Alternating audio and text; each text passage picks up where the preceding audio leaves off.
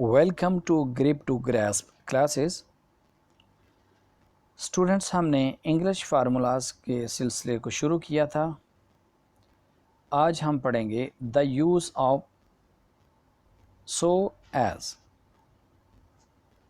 सो as ये मुकाबला करने के लिए इस्तेमाल होता है, मुकाबले के लिए इस्तेमाल होता है। जैसे हम कहते हैं कि वो इतना ज़हीन नहीं है जितना आप हैं, वो इतना सखी नहीं है जितने हम हैं, वगैरह वगैरह। तो इस तरह के मुकाबले के लिए सो एज़ का इस्तेमाल भी किया जाता है। अब सो एज़ को कैसे इस्तेमाल करेंगे, उसका सेंटेंस कैसे बनेगा,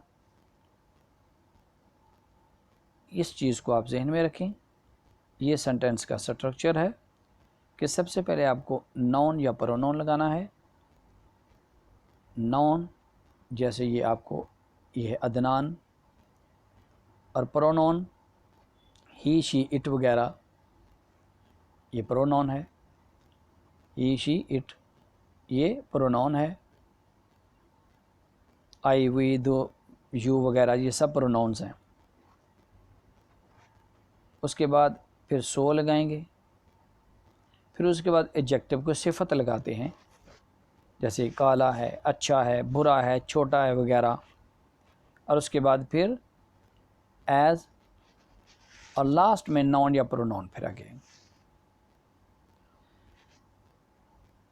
इस लेसन में हम सो एज का जो प्रेजेंट में इस्तेमाल है उसको पढ़ेंगे। नेक्स्ट में वाज और वर्ड पास्ट में कैसे इस्तेमाल करते हैं, और फिर फ्यूचर में विल बी और शैल बी के साथ कैसे इस्तेमाल करते हैं वो। तो आइए प्रेजेंट में इसके इस्तेमाल को देखते हैं। सबसे पहले नाउन या प्रोनाउन आपको बताया, फिर हेल्पिंग वर्ब। हेल्पिंग वर्ब क्या है? इज़, एम, आर, ये हेल्पिंग वर्ब आपको लगाना है। अब इज़ किसके साथ लगेगा? ये यहाँ आप देखें, ही, शी, इट, या कोई भी सिंगल नाउन, सिंगुलर नाउन यानी कि एक नाम हो, जब वाहिद नाम के साथ इज़ लगता है, आई के साथ एम लगता है, और जो प्रोनाउंस हैं लाइक वी, यू, दे, या एक से जब ज़ायद नाम हो जाएं जैसे शीज़ा, हसान, तो उनके साथ आर लगेगा।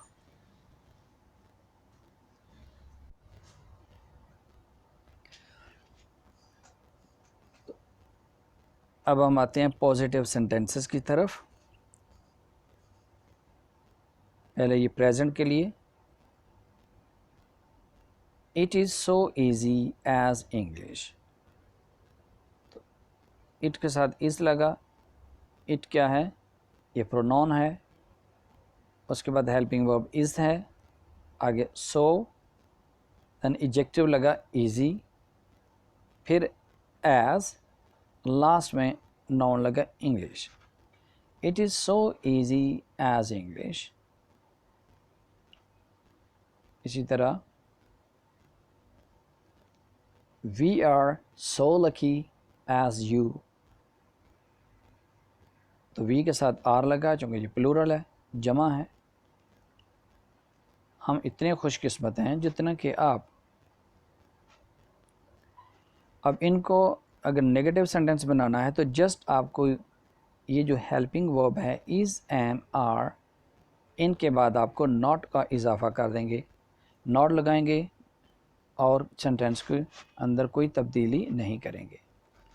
For example, he is not so intelligent as you,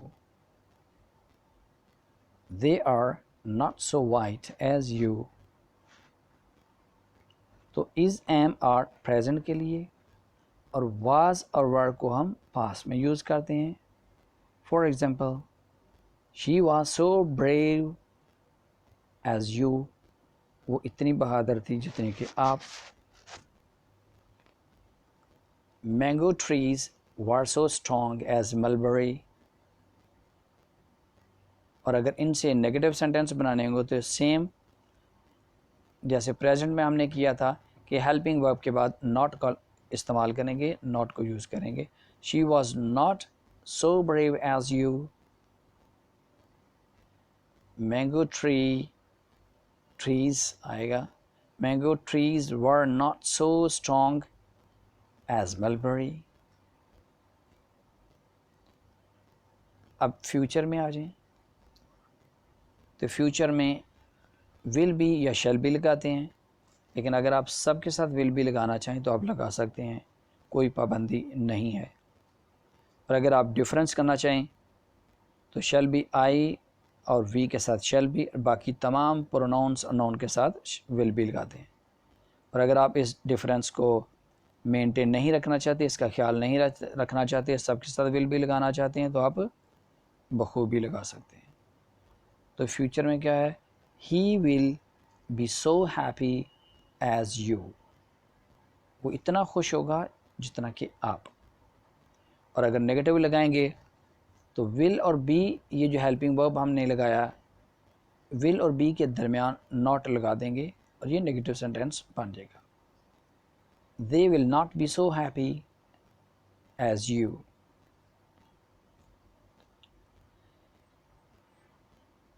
अब हम आते हैं इंट्रोगेटिव सेंटेंसेस की तरफ।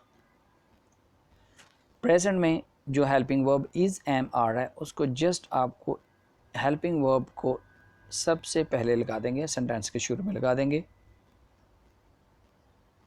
For example, is it so easy as English, are we so lucky as you. और पास्ट में वाज और वर को हम सेंटेंस के शुरू में ले आएंगे। हेल्पिंग वर्ब वाज और वर होता है, पास्ट में यूज़ होता है। Was she so brave as you? Were mango trees so strong as mulberry? और फ्यूचर में will be को हम यूज़ करते थे यहाँ हेल्पिंग वर्ब के तौर पर। तो हेल्पिंग वर्ब will be का जो will है उसको हम सेंटेंस के शुरू में ले आएंगे, और जो be है वो नाउन या प्रोनाउन के बाद ही उसी जगह पे रहेगा।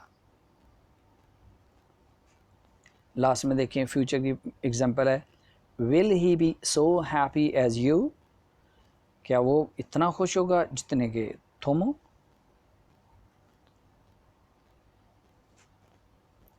अब ये उर्दू सेंटेंसेस दिए हैं, आप लोग इनकी इंग्लिश में ट्रांसलेशन कीजिएगा। ये ग्रास्प है, एक्सरसाइज है, नीचे ये डिक्शन है, डिफ़िकल्ट वर्ड्स हैं, तो आप ये डिफ़िकल्ट वर्ड्स को यूज़ करके इन उर्दू सेंटेंसेस को इंग्लिश में ट्रांसलेट कर सकते हैं।